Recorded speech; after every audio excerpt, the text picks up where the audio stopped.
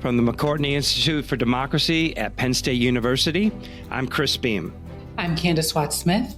I'm Jenna Spinelli, and welcome to Democracy Works. This week, we are doing an episode that looks at civics education in honor of National Civic Learning Week, which is this week, the week of March 6th, 2023. And we have two guests joining us on this topic. First, you'll hear from Emma Humphreys, who is the Chief Education Officer at iCivics, which is the organization that sponsors Civic Learning Week. And then we'll hear from Ashley Berner, who is Associate Professor and Director of the Institute for Education Policy at Johns Hopkins University. I'm really glad that we have both of them here today. You know, over the years, we've had several folks to discuss all sorts of aspects of education and public education in particular. And for me, these two experts kind of help us think through the role and the necessity of civics education and considerations of educational pluralism. One thing I think is worth pointing out is that, you know, one of the reasons why we focus on education so much is because these institutions are supposed to ensure the production and development of well-informed citizens. And as a person with a fourth grader, we tend to do a lot of focus on math and reading, which is great because you need to be able to read your history and, you know, do all of these kinds of things. But we spend less time thinking about civics. And here, I mean, the means by which students learn to engage in civil debates with well-informed opinions, to become politically active. And others have noted, including our guests, that today the U.S. spends about $50 a year per student invested in STEM education, and maybe only like 5 cents per year per student in civics. And, you know, for me, your budget reflects your priorities.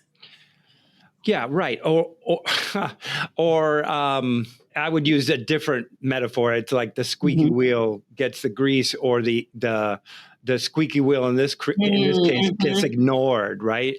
Because STEM is something that is not inherently controversial, right?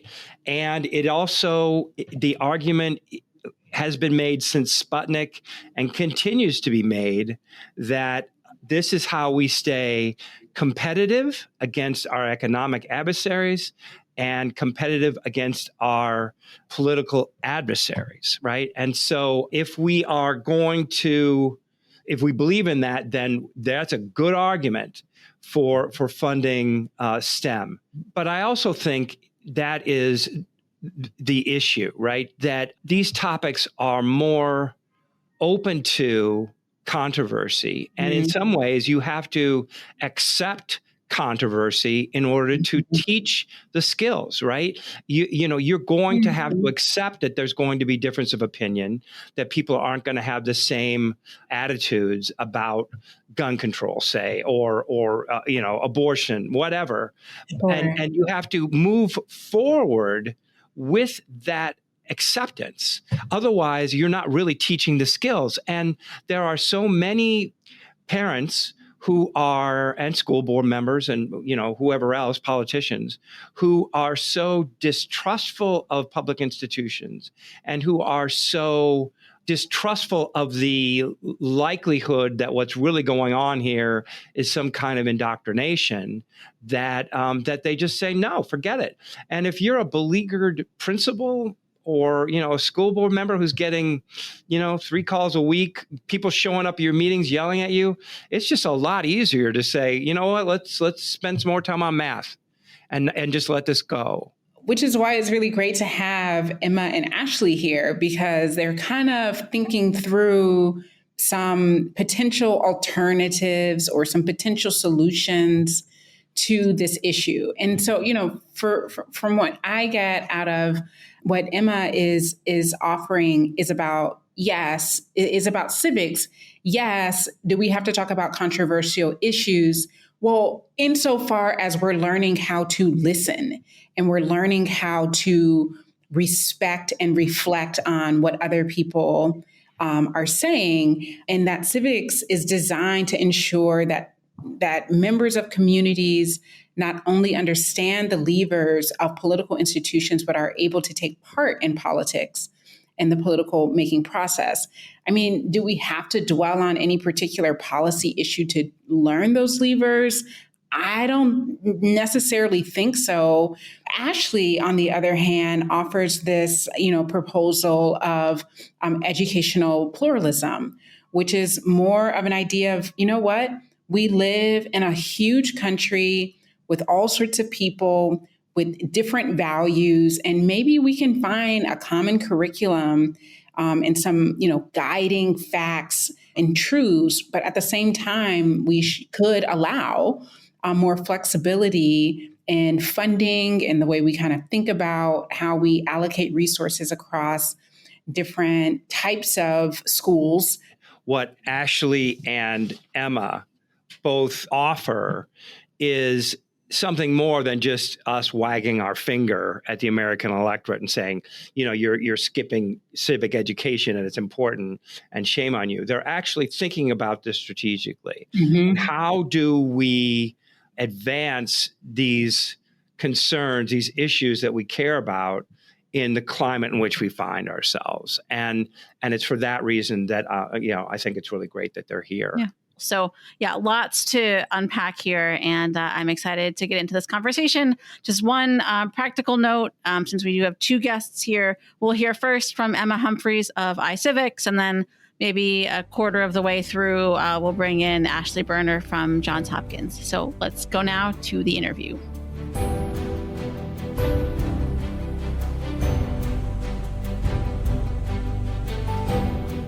So we are talking for an episode that will be out as part of Civic Learning Week, which is organized by iCivics, the organization that you work for. And so I just thought we could maybe start with a definition of civic learning. Can you tell us what that is in your view and how that might differ from some of the stereotypes that we have about civics education? The three branches of government, how a bill becomes a law, those kinds of things. Sure. Yeah, that's definitely part of it, but doesn't even begin to scratch the surface. So civic learning is any kind of instructional activity where students are given opportunities to prepare for their roles as citizens in our democracy. And I always make the caveat that I'm not using the term citizen in a legalistic way, that just being a member of a community, whether it's a school community, a neighborhood, a city, county, state, our country, our world, that we are all citizens in these spaces. And so civic learning is about preparing to be more engaged and more involved in those spaces. And that requires a few things. It requires knowledge. It also requires skills and dispositions. Yes, it's important to know the three branches of government and how it all works, right? So you have to know the systems, the institutions, the processes. That's part of what we call the knowledge. But that knowledge also includes history. It can include political theory if you're getting into more advanced classes. It can include economics and geography, understanding your place in the world. So it's not just how a bill becomes a law. It's not just federalism. Yes, we want students to know all those things, but we also want them to care about those things. That's the disposition to pay attention, the disposition to look at a problem and say, how can I help? How can I make that better? The disposition to think beyond yourself and to think about the community and not just how something impacts you, but impacts the common good. And then, of course, the skills to actually put that knowledge and those dispositions into action and to do something. So when you see that something's wrong or you think, gee, we could make this better, to not say, well, there's nothing I can do about that, or I don't know what to do about that. Civics is about helping students know what to do and to feel that they actually can do something, that they have some agency to make things better. Yeah. And if I read your bio correctly, you began your career as a classroom teacher yourself. Can you, talk about how you started to form these ideas yourself as an educator and how your experience in the classroom went on to inform the broader work that you're doing in civic learning? Yeah, absolutely. I think the story actually starts a little bit before that as a high school student myself. And I got a world-class education at a public school down in South Florida, in Broward County, Florida. We had wonderful social studies teachers. And so I left high school caring a lot about our form of government, wanting to be involved, knowing that I would have some sort of career that merged government and education and civics. So I got my undergrad in political science. Now, most undergrads in political science just, say, we're going to go to law school. It's like, I don't want to do that. I think I want to be a teacher. And so I got my master's in education to become a teacher and began my career as a high school American government, American history, and economics teacher in a semi-rural county in north central Florida. Had the time of my life. It was certainly the most challenging but most rewarding thing I've ever done. And I learned a lot. I learned a lot about people. I learned a lot about students. I learned a lot about education and pedagogy and what it means to help students care about things in that time. A few things that I learned. One is that if you can see it, you can do it. And if you can do it once, get over that initial hurdle, then you're more likely to do it again. And so the challenge with civics is that a lot of the processes, a lot of the activities of civics aren't available to young people or maybe even older people. So I will never run for president, but I do need to know how the Electoral College works. I will never be a Supreme Court justice, but I do need to understand how they make decisions and how they fit into the larger framework of government. So what I learned is that simulations are the way in to allow that to happen. Now, I had to get really creative coming up with simulations when I was a classroom teacher in the early 2000s. But teachers today are lucky because they have resources like iCivics that have video games that allow students to experience these processes, to be a Supreme Court justice, to be a county manager, to vote, to do all these things that they couldn't otherwise do either yet or at all, and to see how it works.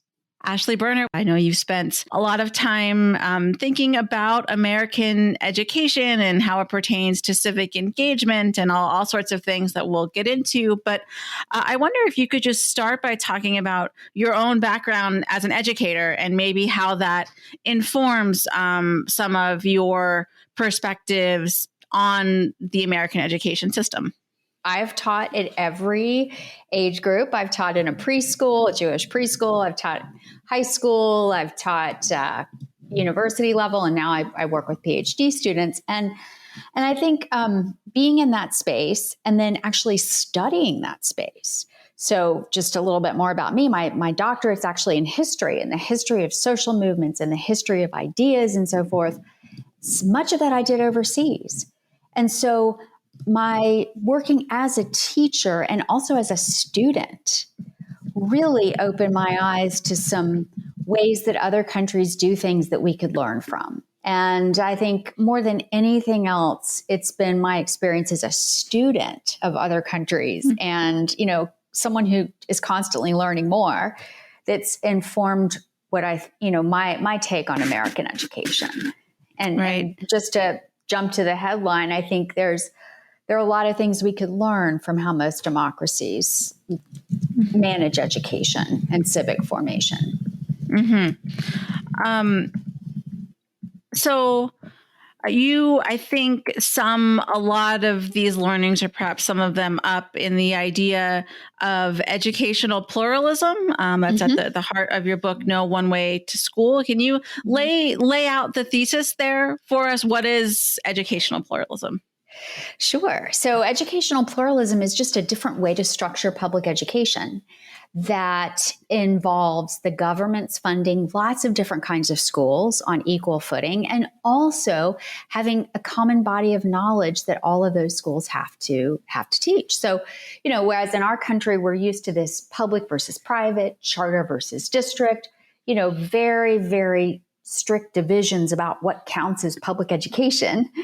Other democracies, I think, assume education can't be morally neutral. So we need to, fund a lot of different kinds of systems, whether they're Jewish or Montessori or socialist or whatever. But at the same time, we have the public trust that education is about all of us. It's about the next generation. It's not just an individual pursuit. So we have to ensure a common quality of education.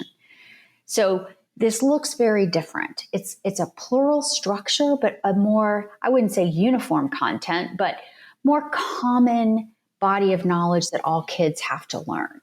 And I think what that does for democratic formation is it allows families of all different incomes to kind of find a school that meets their needs, their children's needs, whether it's religious or pedagogical in style or the size of the school, whatever it is.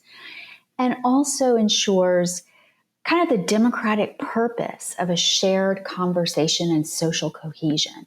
And this is difficult, but it's very different. It's very different from our way of looking at things. It's actually more like our schools looked in the early 19th century. We used to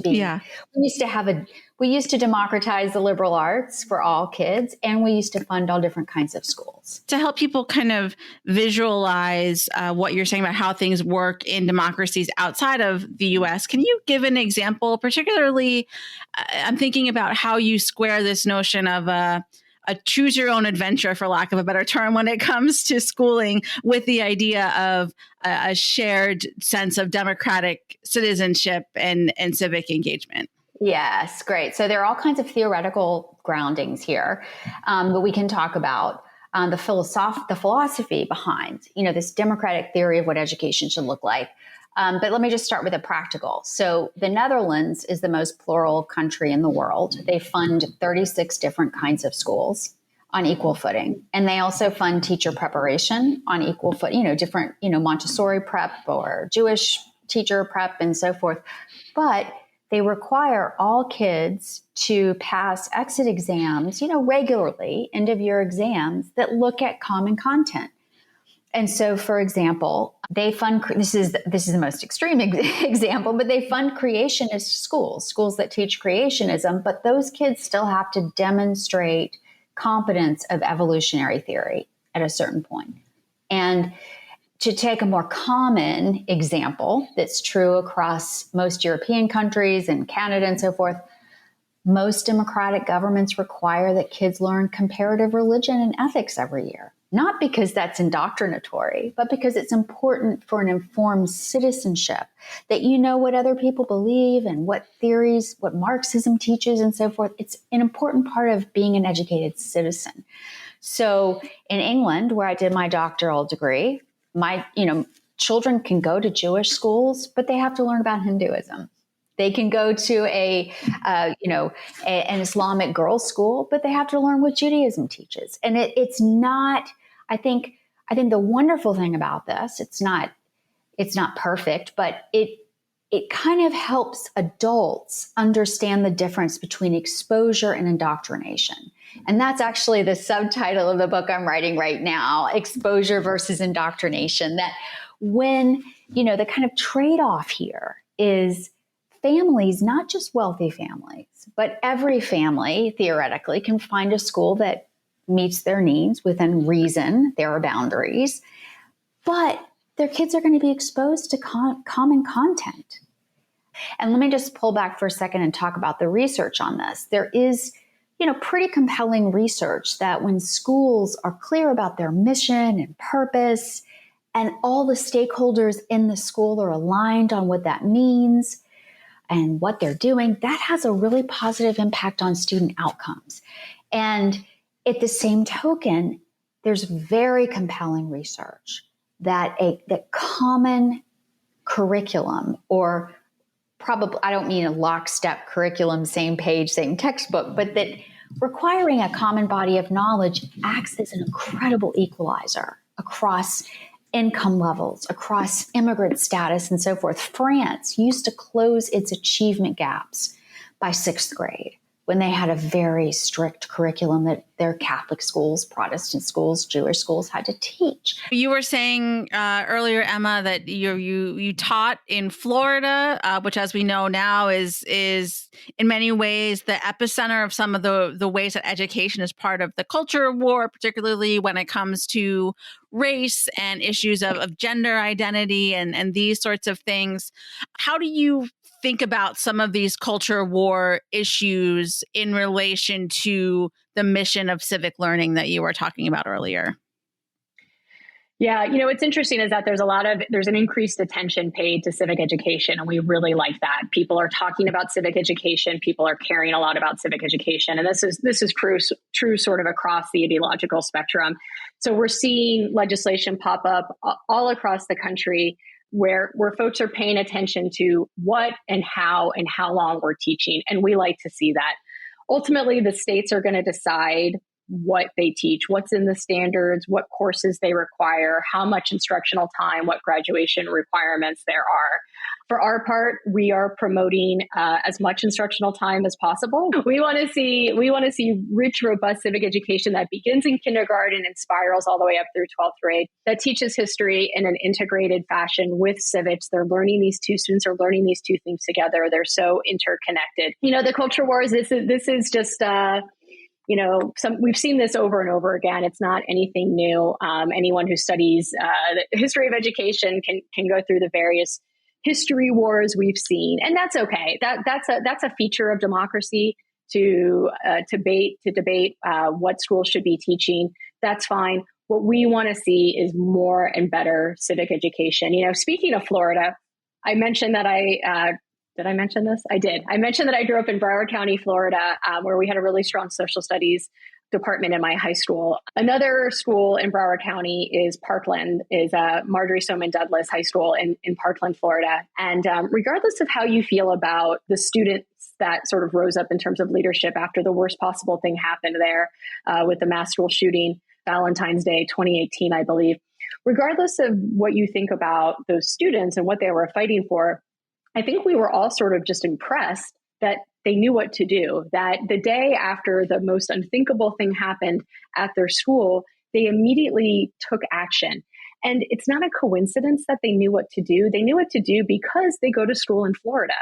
And in Florida in 2010, the state legislature passed the Justice Sandra Day O'Connor Civic Education Act, requiring at least a semester-long civics course with an end-of-course exam. What that means is that in the Sunshine State, every kid in middle school is learning about civics. And that is not true across the country. And so what I tell people is those kids in Parkland knew what to do because they were taught what to do. And that's what we need more of. I think that's maybe a good segue into talking about some of the culture war, the modern day 21st century culture war, which is perhaps sounds like something maybe you're working on with your book that's in progress. We're seeing a lot of this play out with a debate over AP African American Studies, for example, or some of the moves we've seen to ban books from libraries, I would argue, is maybe an extension of this as well. I think everybody's pretty much wants what's best for kids in their eyes. And we have to at least approach people we disagree with that basis. That, look, I know this is what you think is really good for kids, and I have a different view. Back to your point about civil tolerance. I don't think it's right to ban books. I have very bad feeling about censorship. And I think that what that does is that returns the whole thing to the question of power. Who has the power? Who gets to control it? Would you like it if someone you disagreed with had that power? I think we have to be extremely careful in how we use power. And I think that's equally true of left and right. But I do not have a good feeling as a democratic citizen about banning certain ideas. I just can't go there. However, part of, I think, one of your comments just now hit on something I think is true, which is it's not quite accurate to say that education is neutral and non-indoctrinatory. I mean, when you pull back and reflect on it, one of the premises of pluralism that I think is true is that education can't be neutral with respect to values. That, even if, every time you have a disciplinary code, every time you hire staff, every curriculum, every pedagogy, it is all chosen. It reflects normative values of some kind. And even the questions that we're not allowed to talk about in school is informative for kids. So once you accept that, then you do have to raise the question of funding different kinds of schools that are clear about their aims. So I think maybe you're right, clarity about what schooling can and can't do. Can it be neutral? Not really. Even saying this is, for example, this is a school that is aiming for individual autonomy and, whatever, that's still a position. So I think that the power of who decides what is taught is something, it's a needle that you have to thread at some point anyway. The democratic pluralistic systems someone still has to say, look, you don't have to teach that Islam is true. You don't have to believe it, but you have to know about it. Someone still has to make that decision. And what I worry about is that right now you've got the side of the school choice group that wants to use educational choices as an escape from ideas they don't want to confront, which I think is highly problematic. And you have the other side that says, here's the district school. This is the only legitimate district school. So I think there's the ideal for me as someone who really likes educational pluralism as a practice and as a theory, it's somewhere in the middle. Education it can't be just an individual pursuit. And yet there is a risk in seconding the entire operation to the state. We know from history there is a risk in that. So how do we inhabit this civil society? How do we also ensure that we're really educating people? And, so that we now have several generations of American adults who have not had that kind of liberal arts experience where they're wrestling with different ideas. And so ideas that we disagree with can feel alien. And yet it's incumbent on us as democratic citizens to just practice this, lean into it, put our weapons down. And schools play a really crucial role here, no matter what kind of school it is. This issue of parents' rights has become a big talking point, and we see that play out in several different contexts. But when it comes to civics, what does that balance look like between teachers, educators, and parents? Yeah, we believe that parents have a really important role to play. We want to invite them in as active participants in their kids' education as a whole, and of course, in terms of their civic education. You asked a lot of engaged young adults and older adults where they really learned civics, and a lot of times it was at home. It was around the dinner table, or it was because they went out volunteering or canvassing with their parents. And so we know historically that parents play a critical role in a kid's civic development. But, we've done some polling with parents, and we know that the vast majority of parents, regardless of how they feel about politics, regardless of their partisan identity, that they just want their kids to learn about our system, about our history in a sort of full and honest and comprehensive way. And the sort of culture wars, what we're seeing on the news, what we're seeing on campuses, it has an impact. I don't want to say that it's just noise. It does have an impact. And the impact that worries me most is the chilling effect that it has. So when you see those headlines, when you see state legislatures trying to ban the teaching of certain topics, or to maybe just manage how we teach certain topics, regardless of what gets passed, regardless of what's sort of in the final bill that becomes law, teachers, they see that and they hear that and they think, I'm not touching it. I don't want to get in trouble. They don't pay me enough. It's been the hardest 3 years with the pandemic and everything else. So you know what? I'm just not going to teach the election, or I'm just not going to teach that issue, when that's a real shame. If kids aren't learning about presidential elections in their social studies classes, where are they going to learn it? Hopefully around the dinner table as well, but they should be learning that in their social studies classrooms. The other thing they should be getting in their social studies classrooms is opportunities to talk about interesting, relevant, and yes, sometimes controversial topics that they care about, and to engage in civil dialogue with their classmates. That is knowing how to do that requires practice. And the classroom, the civics classroom, I think is the best laboratory for that kind of experimentation in civil dialogue and civil discourse. And do you think that social studies teachers, realizing that you can't obviously speak for all teachers everywhere, but based on the teachers that you speak to and work with, are they prepared to do those two things? One, to take on issues that might be divisive in our polarized times, and to foster civil dialogue in the classroom? I think a lot of teachers are. I think a lot have brought up through teacher preparation programs that really emphasize that. They've had pre-service and in-service professional development to prepare them for this, but there certainly could be more. And especially if we have more and more teachers going through alternative certification pathways. They're not getting that practice or that sort of education around how to foster those conversations in those teacher preparation programs. So we need to invest more money in teacher professional development so they have more opportunities to learn the frameworks. And it's not even just about fostering that discussion. It's about the preparation that happens before, which includes, by the way, letting administration know that you're going to be tackling these issues. I always tell my teachers, I say, listen, the first time the principal hears that you're having a controversial discussion with your students should not be when a parent calls to complain about it. It should be ahead of time because you told them, hey, listen, this is what we're doing next week. Here's my lesson plan. Here's my objectives. Here's how I'm going to structure the discussion, the dialogue, the debate, the seminar, whatever it is. And 9 times out of 10, 99 times out of 100, the principal's going to say, that sounds great. And also, if you communicate that to parents ahead of time, they're typically on board with it. That, that sounds good. I appreciate what you're trying to do.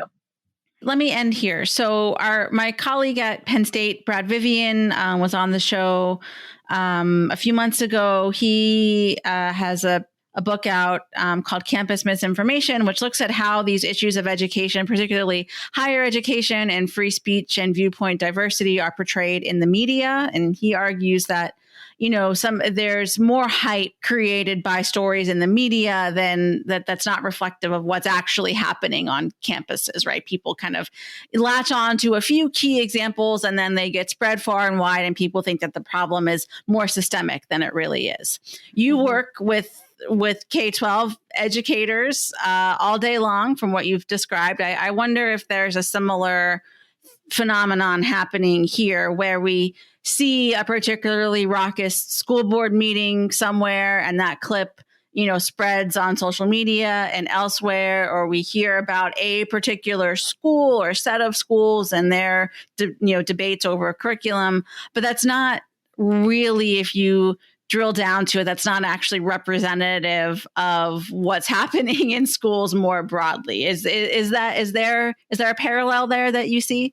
Sure. I mean, that's well put. There are, most of the partners that we have are focused on educating kids, giving them a balanced perspective. And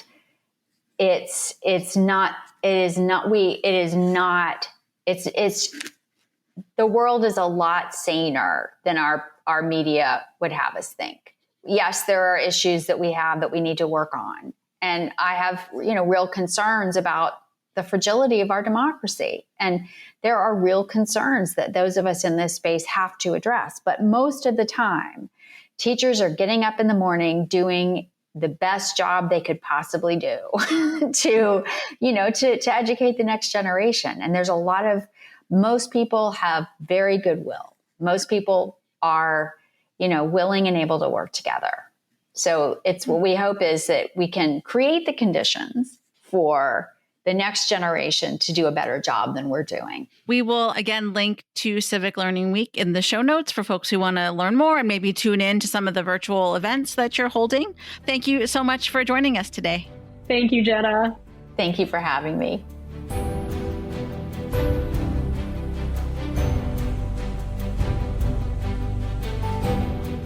So I found that very interesting, and it bespeaks the condition of my psyche that I'm arguing with them both in the same way that I'm arguing with myself, that I have this part of me wants to just stand up and cheer and say, yes, absolutely, that's great, let's go. And there's part of me that just thinks this is never going to work. and it's with my own work and it's here too, because I think we are in a different state where, I looked it up. When I graduated from high school, 1979, I know,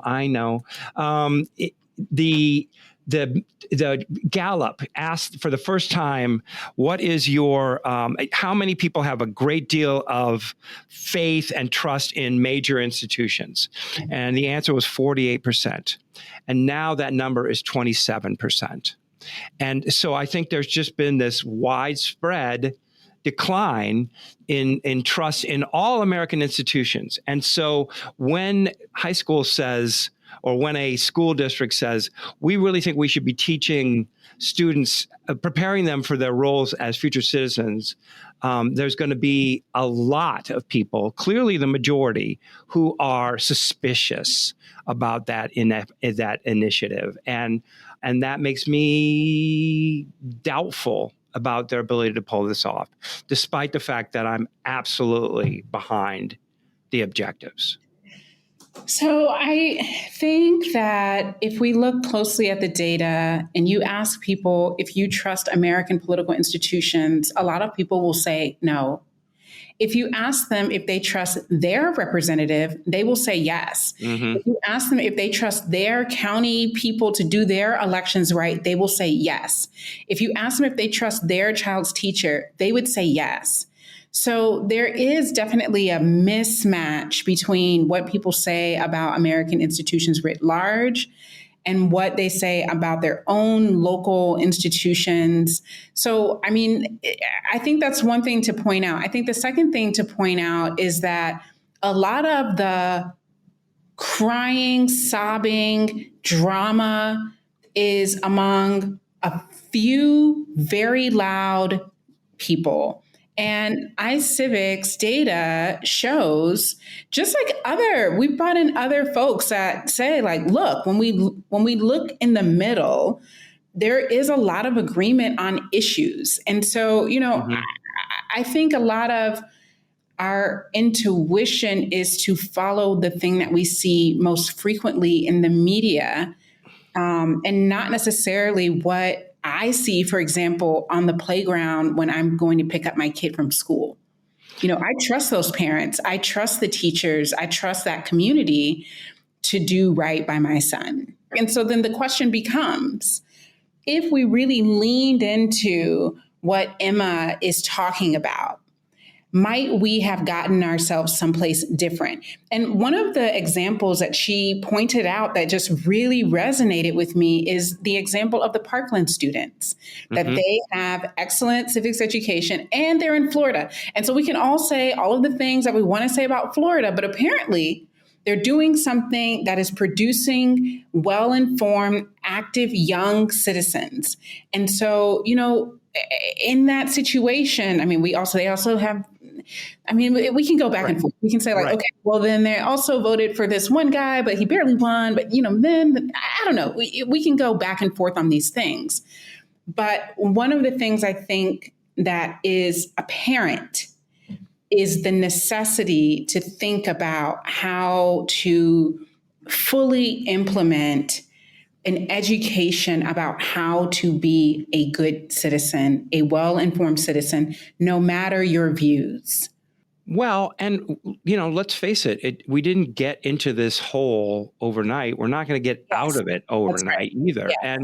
And so, just working towards a more, thoughtful, deliberate, strategic frame of reference for thinking about civics and how we have to engage these questions with the level of importance and seriousness that they deserve. If we want to sustain our democracy, we have to attend to this. And I'm actually thinking of Tom Nichols, who just says, we're not a serious society anymore.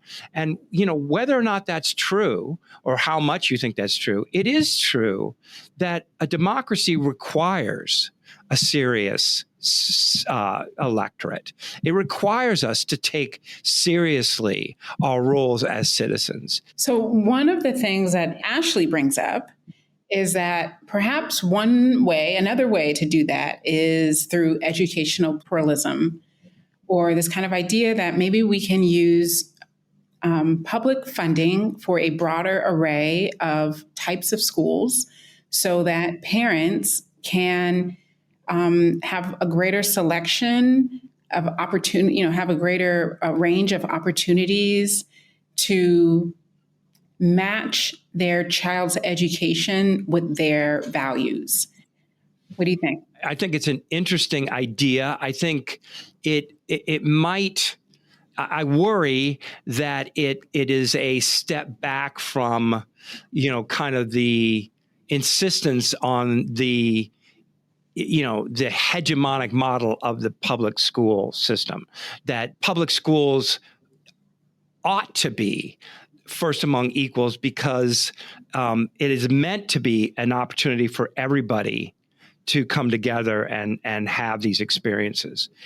That said, I also think that it's an interesting strategy that maybe some evangelical Christians say, or Hasidic Jews say, would be open to, right?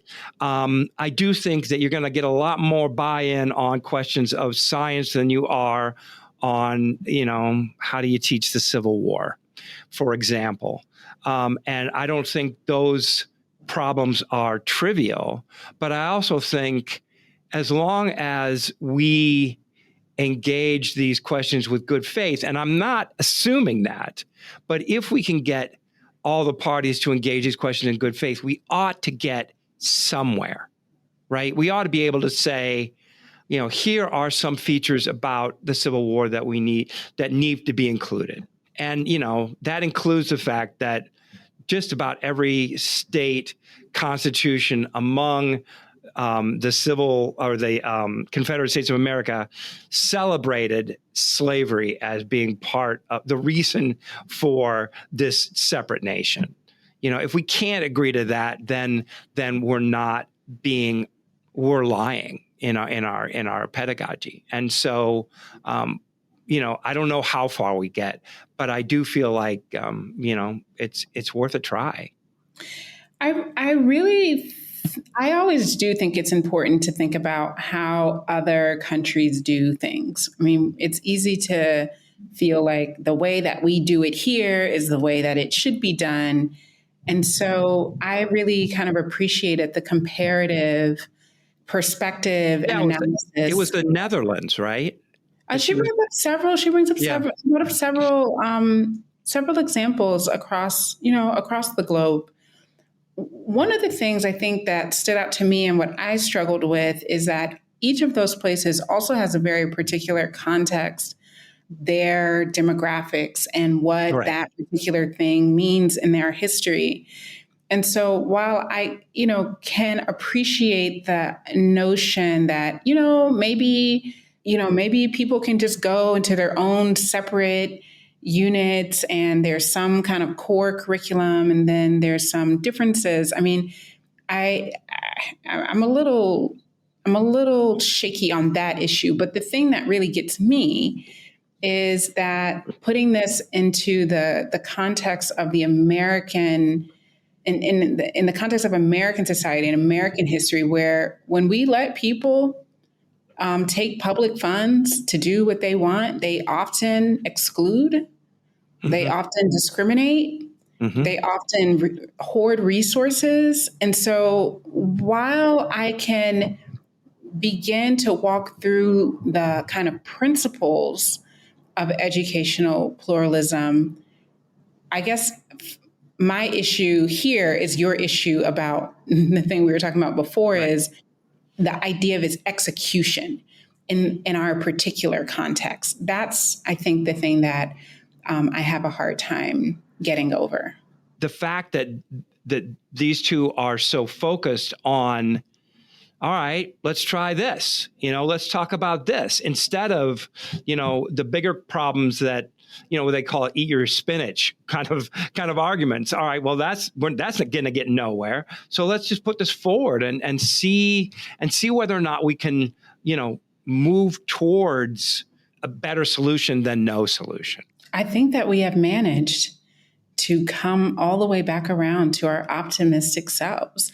I mean, essentially the best news is that there are a lot of people who want to make it better and who are thinking really hard about trying to think through different options of getting us over these humps that we know are there, and we know we have to navigate, and they're doing the hard work. So with that, I want to thank Emma and thank Ashley both for taking the time to introduce their ideas and also to provide some optimism and some imagination around what we could be doing better here. Hear, hear. Yeah. And cynicism is comfortable, but it's not a good way to sustain a democracy. So I'm trying. For Democracy Works, I'm Chris Beam. And I'm Candace Watts-Smith. Thanks for listening. Democracy Works is a collaboration between the McCourtney Institute for Democracy at Penn State and WPSU Public Media. Our editors are Michael Klein, Chris Kugler, Mark Stitzer, and Clint Yoder. Editorial review by Emily Reddy. Additional production support from Andy Grant and Christine Allen. If you enjoyed this episode, please leave us a rating or review in Apple Podcasts, Spotify, or wherever you're listening right now. Democracy Works is a member of the Democracy Group Podcast Network. Visit democracygroup.org to learn more about our podcast collective devoted to democracy, civic engagement, and civil discourse. Thanks for listening. We'll see you next week.